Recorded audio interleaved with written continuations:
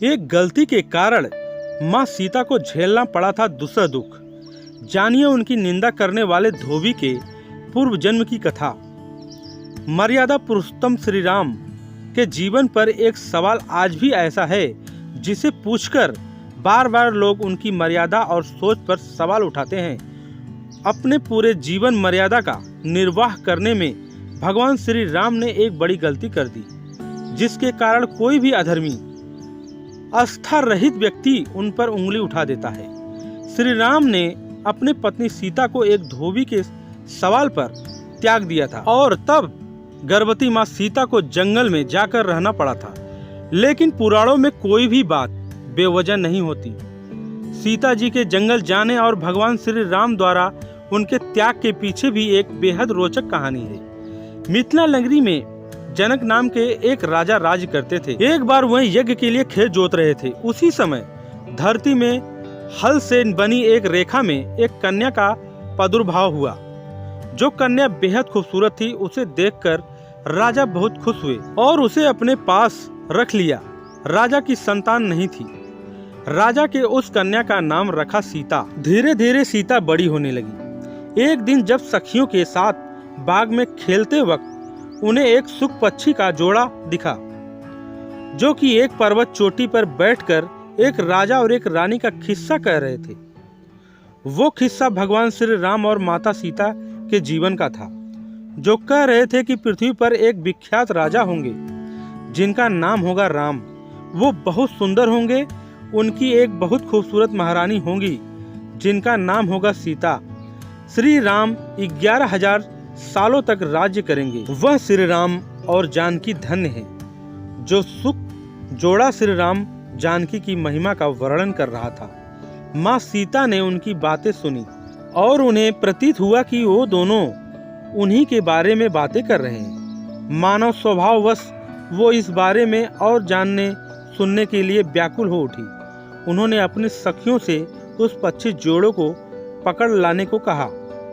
माँ सीता की सखियां उस पर्वत पर गई और उस पक्षी जोड़े को पकड़ लाई। सीता जी ने उस पक्षी जोड़े से कहा कि तुम दोनों बहुत सुंदर हो और प्यारे हो। डरो नहीं। ये बताओ कि तुम कौन हो और कहाँ से आए हो।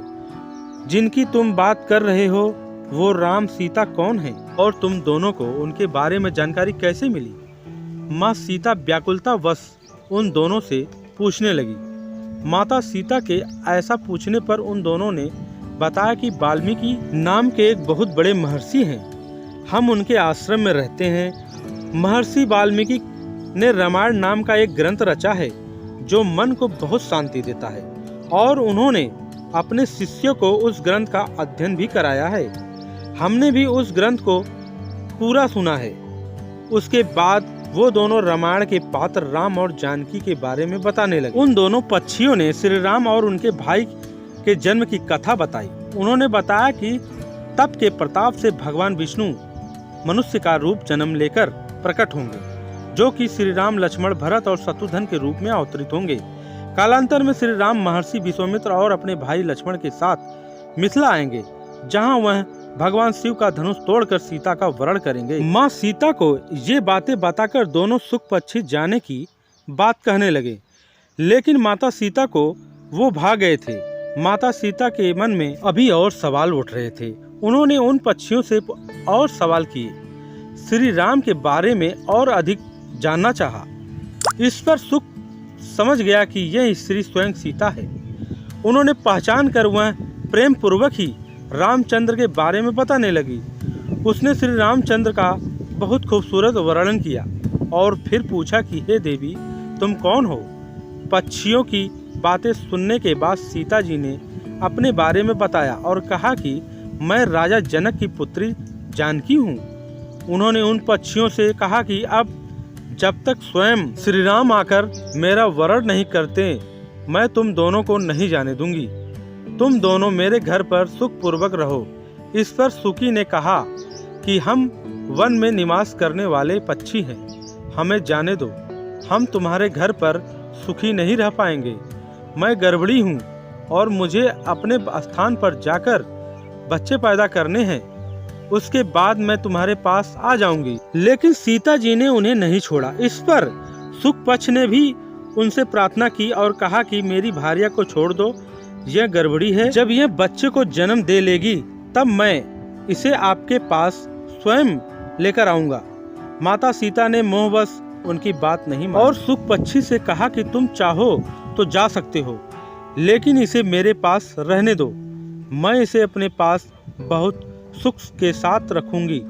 सारे प्रयासों के बाद भी जब सीता जी ने उन्हें नहीं छोड़ा तब निराश सुखी ने कहा कि योगी लोग सही कहते हैं, किसी से कुछ नहीं कहना चाहिए, मौन होकर रहना चाहिए। उन्मत्तः प्राणी अपने वचन रूपी दोष के कारण ही बंधन में पड़ता है। अगर हम यहाँ पर्वत पर बैठकर बात नहीं कर रहे होते तो शायद ऐसी स्थिति नहीं आती, इसीलिए मौन रहना ही ज़्यादा अच्छा है। इसके बाद सुख ने भी अपनी भार्या की मुक्ति के लिए निवेदन किया और कहा उसे छोड़ दें, लेकिन सीता जी ने उसे नहीं छोड़ा। दुखी सुखी ने माँ सीता को श्राप दिया और कहा कि जिस तरह तू मुझे इस समय अपने पति से अलग कर रही हैं, वैसे ही तुझे भी एक दिन गड़बड़ी होकर अपने पति श्री राम से अलग होना पड़ेगा। इतना कहकर पति वियोग में उस सुखी ने प्राण त्याग दिया। इस बात से सुख पक्षी बहुत दुखी हुआ और उसने भी आतुर होकर कहा कि मैं मनुष्यों से श्री राम की नगरी अयोध्या में जन्म लूंगा और मेरे ही वाक्य के कारण तुम्हें पति वियोग का भारी कष्ट उठाना पड़ेगा। इस तरह सीता जी का अपमान करने के कारण उसे धोबी की योनि में जन्म लेना पड़ा और उसी धोबी के वचनों के कारण माँ सीता का पति वियोग में बिछो हुआ।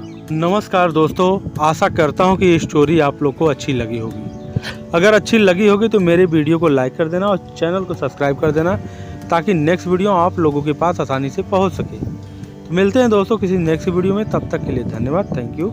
जय माता दी।